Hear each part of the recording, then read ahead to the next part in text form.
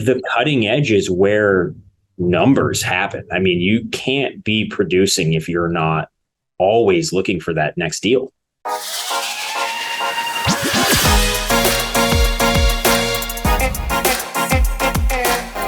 Hello and welcome to episode 109 of the Smart Agents Podcast. My name is Michael Walter and I'll be your host. In today's episode, we are joined by Darren Sherburne. After a successful career in the hospitality industry as a sommelier, the COVID pandemic struck and he had to pivot.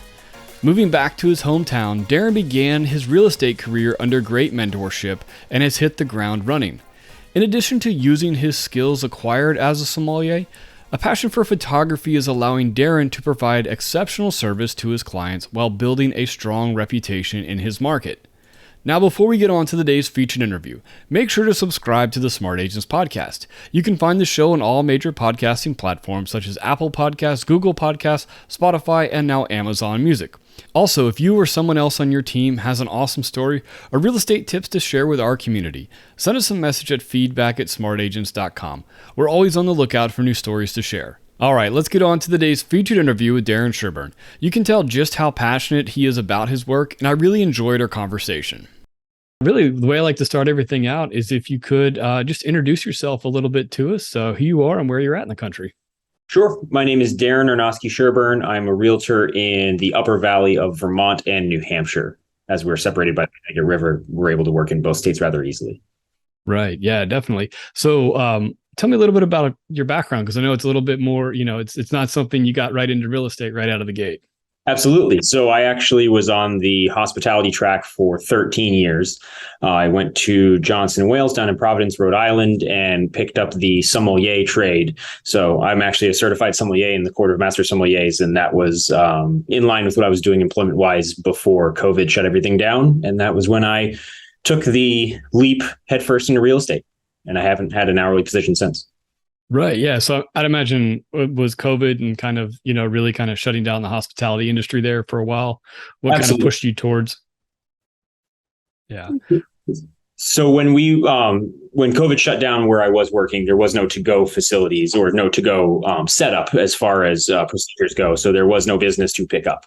And I had already been working on my real estate licensure. So it was kind of a natural progression when forced to stay home to pursue something that I didn't necessarily have as much time for previously. Right. So kind of what was it that really, pushed you in the direction of real estate when that came? Looking for a career change. Hospitality tends to be thankless. I had also found that in my home area, the hospitality positions were less revered and much more, standard format, hourly wage, base pay, senseless meetings, rather than the stuff that I've been doing down south, which was more sommelier focused. The wine is pretty cutting edge, and it's also a highly intellectual field. So I was, always rubbing elbows with some pretty knowledgeable people. And I recognized that I was looking for a change of pace, and especially up where I'm from, hospitality is a little bit more simplified, to say the least. Right. So, getting into the real estate industry, what, how's it been going since you've been in? Phenomenal. So I am incredibly fortunate that my trajectory into real estate was accompanied by a mentor, a very long time realtor up where we are, Dale Bromley. I commonly say that I owe everything I have to him, because he really did hand me a really incredible career through a lot of hard work, not gonna lie. And a lot of running around and a lot of long hours. I've never worked more in my life, but I've never felt more rewarded for my labor. And I'm incredibly thankful to him for that. And to, my whole brokerage too. I mean, I was just a 26-year-old kid when I started doing this, and they were all very tolerant and very, very kind to me when I started out, which I was incredibly thankful for. Yeah, it's interesting, talking about having a mentor, right? And I think that kind of really goes in line with some of your previous experience, because I'd got to imagine that you had some really great mentors going up through the ranks. And so was that something you sought out when you were getting into real estate? It was not something I sought out, but it was something that I recognized the value in. I was incredibly fortunate to have some really great influences in my sommelier history. It's one of the reasons that I give back to my community is because I unfortunately saw a lot of these really great influences fall into what alcohol will naturally be, which is intoxicant. And so I contribute to a local healthcare board as a way of kind of giving back from my time and kind of paying homage to some of those mentors that maybe aren't still around. A lot of really intellectual people. But I definitely, when offered this opportunity with my mentor, I jumped on it. And essentially it was how high, what is the call? What is the command? I will do it because I've saw everything as a valuable experience. Yeah, definitely. So, as you've kind of gotten into the real estate industry, what is it that you've kind of done to make a name for yourself and to start bringing in clients and leads? So it's definitely a word of mouth business where we are. While social media and other avenues of business generation are valuable, it's very much who's on the streets, who's where at the right time, meeting with people, rubbing elbows. That has been something I've been incredibly fortunate to pick up through my mentor, but also through my area knowledge, since I'm from here originally. A lot of folks know my family, my relatives. Kind of hard to meet someone I don't know through some degree of separation. I have really become a producer in the way that I'm always looking for the next deal, the next buyer, seller, client, whoever I can help, however I can. That's my go-to.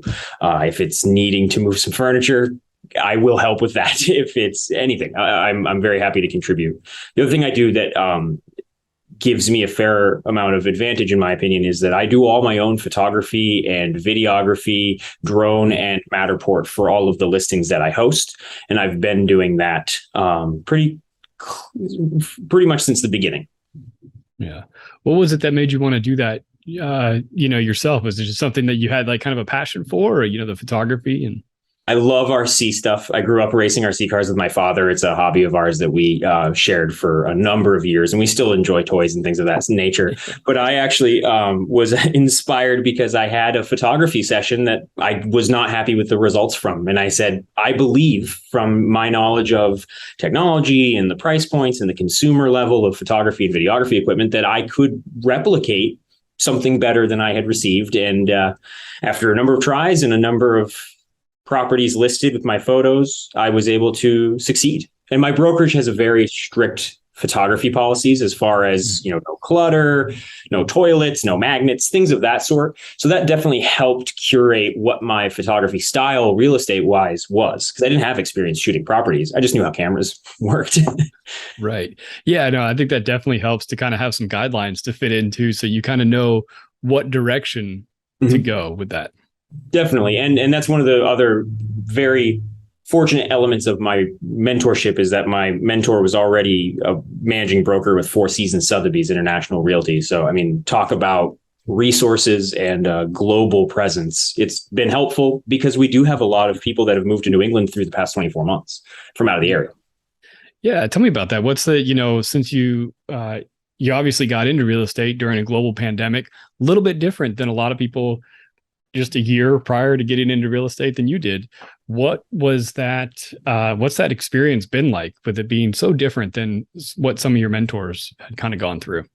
It was very impersonal for the first 6 to 12 months because everything was still, COVID just acknowledgement forms and sign-in sheets and tracking contacts. Are you from out of the state? You have to quarantine for 2 weeks, and working in 2 different states. That meant 2 different sets of regulations. So we were always, that was the topic of discussion with my brokerage. And I was very thankful for that they kept us well informed. I am a people person. I am a very social person. So it was tough to not be able to hit the streets like I knew my mentor had previously. But we made an effort when things started to open up to respect guidelines, but start having lunches again and start, going out and just, if we saw some people that were chatting comfortably within a safe distance from each other, we'd participate. And that we did our best. And up here was a little different. In rural Vermont, there's a lot of ability to get out and to be separate. So if we're looking at a land listing, we were totally fine to just walk outside as far as we were all spread apart and we all hand sanitized and kept our safe distance. But then there were the instances where everything would be just locked down because the word COVID floated in the air. And so it provided challenges, but it provided a couple renovations that I think a few industries needed. Hospitality, especially my former industry, got a huge overhaul as far as policies, practices, and just the treatment of those employees, which is much needed. And we see some benefits in real estate in the fact that, remote closings are acceptable. I know I have a couple sellers right now that are very happy with the fact that they aren't pressured to be in a room in a social setting that maybe they don't want to be in. They just want to, be free of it. Right. Some of the people I've talked to that have kind of same situation as you are, you kind of got into it without having previous knowledge or like really kind of previous habits of how things worked, to where you kind of got to set your own, you're kind of on the forefront of changing the industry a bit, and to kind of be able to kind of set some of those new practices and ways of doing things. I agree. And I think that a lot of old mentalities are being shed. And I am incredibly fortunate to be on that cutting edge, especially just with my generation. I mean, technology has been a part of my life since I was programming an old Apple to make lemmings walk off the edge of a cliff. It was very rudimentary, but I still saw the inception of it. And it was just it's such a part of my life that I don't realize how hard it is for some other people. So I offer that service to anybody. If anybody needs computer help, I'm always like, let me just see what, let me just plug some things in and, maybe reboot, reset. I think that that's the biggest change, is that there are agents that have done things a certain way and it's worked for them for some time, but the cutting edge is where numbers happen. I mean, you can't be producing if you're not always looking for that next deal. And it's not meant to be soulless. It's just part of what the churn is. And I think that we're fortunate up here that we have a pretty regular churn as far as people moving in, moving out, aging, divorcing, any change. Yeah. Well, I think if anything, the last couple of years has shown us that you can use technology to create better personal connections with people. Just like this. I mean, we're thousands of miles away from each other, Absolutely. talking to each other, can look at you in the face and talk to you. Absolutely. It's not, previous to this, it probably would have been a phone call and, very much, very less personal connection than what we're doing right now. And it's definitely helped with being on a couple of different boards for local organizations. It's been so helpful for if I have to squeeze in a meeting to be able to say, yeah, I mean, I'm in my truck, but I'm so happy to just sit in Microsoft Teams for 40 minutes and just chat. I'll have my lunch, enjoy the sunshine. It's definitely the ability to work and participate remotely being acceptable is a positive development, in my opinion. Right. And like you said, in your part of the country, the amount of people that have come in the last 24 months or so, having that ability to do the remote closings and even the remote showings and all that really helps out those folks that maybe who knows, maybe they're in California looking to move. And great buyers. You can't make a trip every weekend to go check out some houses. No, and I've been so I use my equipment all the time. So I'm doing, I just put together a first person view walkthrough video tour with a gimbal that I have, as well as flying my drone around to give a true sense of place. I offer those services to buyer clients because they're far away, and I don't necessarily rely on every listing to be a 100% picture perfect representation of what a property is. I account for the fact that things happen and there's, maybe an incidental exclusion, but either way, my buyer shouldn't suffer for that. So I will go, and it's as simple as using iMovie on my laptop to cut it together, put some fade in, fade out, but it's a huge asset to be able to say, hey, here's the walk around and then here's the fly around. Check it out. Yeah. What was it that made you really, want to provide those kind of services to people? Like you said, you had the passion for the technology and things like that, but to be able to provide these buyer leads and these buyer customers, most of the time they might get some pictures, they might get a walkthrough, if that, but to really customize these videos for them and kind of give them these first person views of things. It's a desire to provide as much as I can. It's always been my goal. It's been what drove me into hospitality and drove me into the wine industry. The more service and the more I can offer, the better I feel about myself. And that may be a flaw, but at the same time, I'd rather have that flaw. And I think that it's really, I become very emotionally connected, especially when people are planning to move to my home area. I have a lot of love for this town and for these surrounding townships. And so I just thrive on talking about what I know, who to go to, where to get your produce, where to get your protein.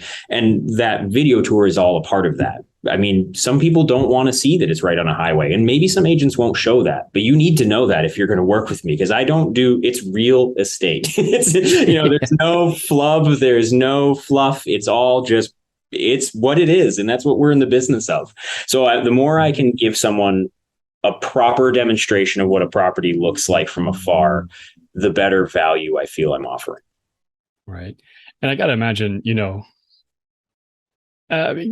you are, you're just a couple years in, but what's,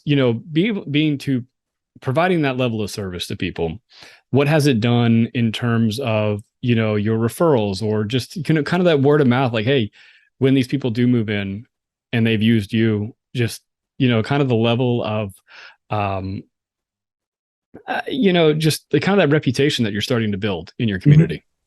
It's been incredibly helpful, and it's all part of what I refer to as the churn. I'm just so interconnected with so many people just because of my existence, and that's what I love. I'm a homeowner in a community. I have a wife to be who works in the community. Everyone knows her family. My grandfather is a noted author. My mother works with and for a local newspaper. That connection just feeds my business. And that's a good thing, because I'm also feeding the community in return. I'm giving, people the opportunity to sell their home and relocate, or giving families that, they're living children from COVID who are now finding that they need to have their own space. We can look for a house, and we can, I can connect them with the lenders I know, the contractors I know, the inspectors that I know are not going to just give them a report full of contact another professional. They're going to give them some recommendations. And that's I worked for a really notable restaurant called the Ocean House, or a hotel called the Ocean House down in Westerly, Rhode Island. And one of the largest takeaways I had from that employment experience was, when you were to walk a guest to another employee, you were to tell that employee how they were going to help that guest. You weren't going to force that guest to explain again why they came to you initially. And that has stuck with me as just such an easy step to take. You already know why you're connecting these two people. So just create that bridge and allow them to carry the conversation forward from where you left off, or where you are now unable to carry it forward. It's just saves so much time and so much effort on everybody's parts to just repeat themselves constantly. Right. So you mentioned in your family in the author and the newspaper industry. And I think also for your previous experience, I gotta imagine, storytelling is a very big part of your big life, a very big part of your life. And I think the people that can kind of tell that story of the home or the place that, these clients are looking to move into, I think really lends to building up that market expertise and things like that. Is that something that you've kind of seen really in both of your careers, just kind of having that ability to create a story? It's the silly details that people care about so much. I mean, it's really amazing. And you're dead on. Being a sommelier is being a storyteller. It's all booze, but at the end of the day, it's booze that came from a specific part of the world, made by this guy. Maybe he's a big hairy hippie. Maybe he's this super OCD neat freak. It's all what it is. And it's really cool to come to the table and say, this is my job. I'm here to pour this for you. I'm going to tell you about it. And I'm also going to pair some food with it for you. With homes, it's a lot of the same. It's a lot of verbal dancing, because you have to be careful to tell the story, but not tell too much. You have to tell you have to broadcast what the seller wants you to say. And what I think of often is that the seller's here listening to me, even if they're not present. I always consider that they're here. And then I kind of will refer and say, well, I'll need to confirm with Brad or confirm with Bill, whoever the folks are that I'm working with in that property. I will always also defer to them at the end all before I confirm anything. And that's part of my storytelling, because I may be mistaken. I work with a lot of properties. I bounce around a lot, and it's just human nature to have a Freudian slip here and there. And that's not supposed to jeopardize anybody's transaction. So it's something that I encourage everybody: disclose, disclose, disclose. And honesty is the best policy. If you don't know, just tap out, say, hey, let me find who can give you that answer. But the storytelling component, I mean, that's all Vermont is too. It's one of the best stories. It's so beautiful. Right. Yeah, no, definitely. Kind of moving forward, we're in, middle of September here. What's, kind of next year looking like? What are you, what are your big plans to kind of scale things up? Big plans are, we have a number of listings in the pipe. We're working on just further developing that go-to mentality. There's still a lot of competition up here. There's enough business that there are a number of brokerages that you will see sporadically, and that's fine. And they do great. My plans, I've really been frugal lately because I'm not 100% sure of what's going to happen. It's just a safe mindset. Also, being in a 1099 position, the peaks and valleys are very real. And unfortunately, I think that we lost a lot of new agents to those valleys. And I think that that's something that I've been also preaching to newer agents that I bump into or associate with. I practice a 50% model where I take 50% of my income and I stash it, and I account for my taxes out of that one half. But then I have 30% of my income that's been stashed away. And it's been very helpful throughout these past, 12 months, especially. But it's also something that I plan on doing moving forward, just for the sake of always being prepared for what could happen. Now, I'm not a pessimist. If anything, I'm actually an optimist to a fault sometimes. And I do have some strong feelings that 2023 will be a slower year, but not be a grinding halt to the housing market. Then again, I'm referring to my market specifically. That could be a totally different case elsewhere. But New England tends to be a little bit on an island. And that's not a terrible thing all the time. Right. Yeah, definitely. And I think also by what you're doing and providing such exceptional services to people, that regardless of what the housing market's doing, people are always going to be moving and changing locations. And if you have created this reputation for going above and beyond, your clients, you'll be getting those referrals. And I also, so it's not something that I know every realtor is able to do, but I have also been diversifying my income streams within my marketplace heavily. So I recently decided I wanted to start offering my services outside of just a couple agents in my brokerage, as far as my photography and videography goes. And that has been so crucial to my forecasting, because now I look at this hobby / business endeavor that I have the ability to perform, and I see that as a way to be involved in transactions. My goal is, for my future planning, and hopefully this will be my entire career, is to have an involvement in every listing in the Upper Valley, be it buyer, seller, or photography. Now, that's a pretty broad paintbrush to, pretty broad Right. goal, and a pretty broad stroke with a paintbrush, or whatever the verbiage is. However, I've already found that there's a number of agents that are very pleased with my work. They like that I know what they're looking for, because it is real estate specific photography, and it's what I've been doing.